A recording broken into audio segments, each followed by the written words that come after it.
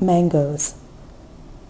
The woman in a blouse the color of daylight motions to her daughter not to slouch. They wait without luggage. They've been waiting since before the station smelled of cigarettes. Shadows fill the doorway and fade, one by one, into bloated faces.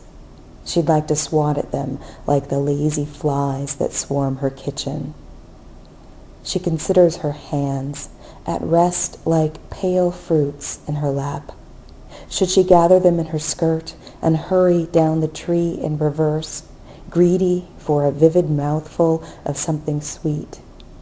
The sun gets brighter as it drops low. Soon the room will glow gold with late afternoon. Still no husband, face creased from sleep, his one bag across his chest. Soon the windows will grow black. Still no one, with his hand always returning to the hollow below her back. Desire is a city of yellow houses as it surrenders its drunks to the night. It is the drunks on ancient bicycles warbling into motionless air, and the pigeons asleep in branches that will repeat the same songs tomorrow, believing them new.